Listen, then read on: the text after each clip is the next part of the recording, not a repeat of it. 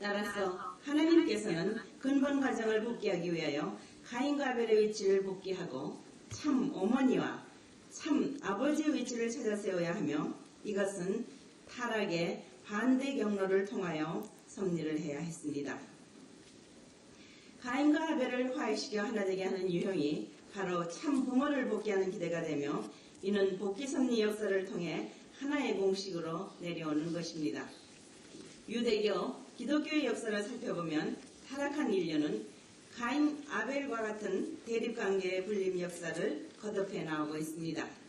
하나님께서는 타락한 인류를 먼저 사탄을 상징하는 가인 편과 하나님을 상징하는 아벨 편으로 분립시키고 그 다음 이들을 바른 위치로 화합하게 함으로써 타락으로 인하여 생긴 증오를 제거해 오셨습니다. 하나님께서는 항상 아벨 편이 먼저 얻어맞고 희생하는 작전을 사용해 오셨습니다. 그 결과로 아벨 편은 자신이 희생한 그 기대 위에서 가인 편을 포용하고 장자에게 주어진 축복까지 찾게 되는 것입니다.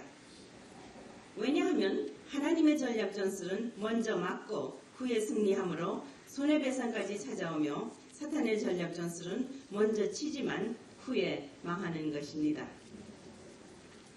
핍박이라는 것은 적의 소유권을 상속하는 하나님의 또 다른 전략입니다.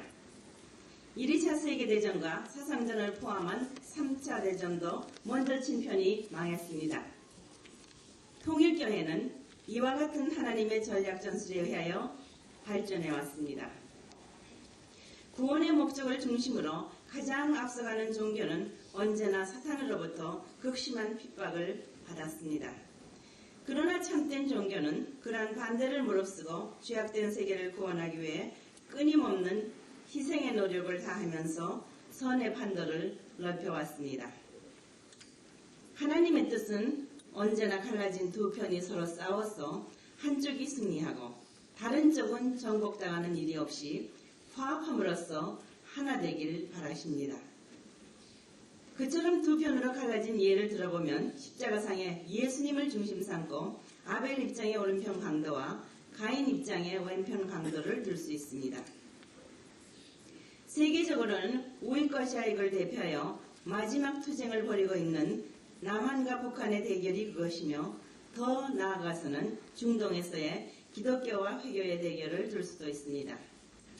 따라서 하나님의 복귀 역사 안에서 가장 문제가 되는 것은 이처럼 갈라진 두 편을 하나님의 이상을 중심으로 하여 어떻게 다시 하나로 통일시켜 참 어머니와 참 아버지를 찾아 세울 수 있느냐 하는 것입니다. 대학생 여러분, 만일 가정이 하나님의 참사랑 이상을 중심 삼고 서 있지 않으면 가족들 사이에 상충이 있게 마련입니다. 하나님의 사랑을 절대적인 중심으로 삼지 않으면 결국 그 가정은 깨어지고 마는 것입니다. 나아가서는 그러한 가정들이 모여 이루어진 나라도 쇠망의 길을 걷게 됩니다. 최초의 아담 가정이 불륜하고 이기적인 사랑의 노예가 되었기 때문에 이기심과 욕심은 개인, 가정, 사회, 국가, 세계적인 차원에서 계속 인류 역사를 더럽혀왔습니다.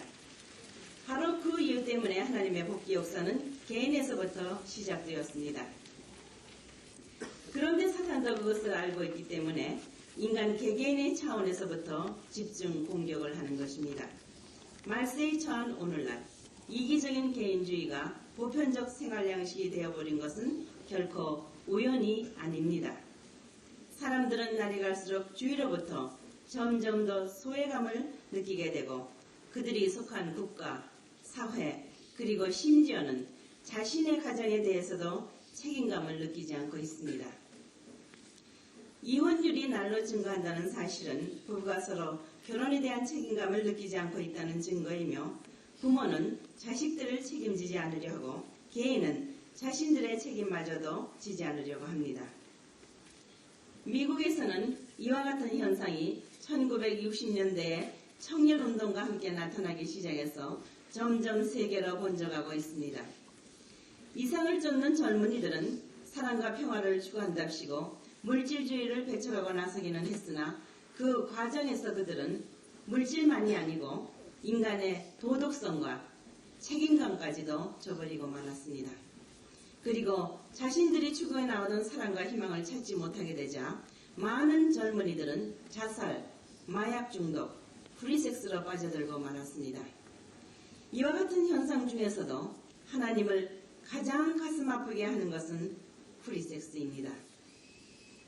사랑이란 순수한 정서의 자국에서 유발되어야 하는 것인데 프리섹스는 순결이나 참 사랑의 정서와는 전혀 관계가 없는 것입니다. 그런데 이와는 정반대로 하나님의 뜻을 이루어드리기 위해 일어난 사람들은 그와는 180도 다른 생을 살고 있습니다. 역사를 살펴보면 자신의 희생을 감수하면서 영적인 가치를 추구하는 길을 걸어온 사람들은 주위로부터 말할 수 없는 반대와 핍박을 받아왔습니다. 하나님의 사랑과 축복이 함께하지 않았더라면 통일교회도 세계적인 반대 속에서 오늘처럼 발전할 수가 없었을 것입니다. 통일교회가 단 38년 만에 전쟁으로 잿더미가 된 이 땅에서 무명의 교회로 출발하여 오늘날 세계적인 종교로 등장한 사실, 그 자체만 보아도 하나님의 끊임없는 인도하심과 가호를 알 수 있습니다.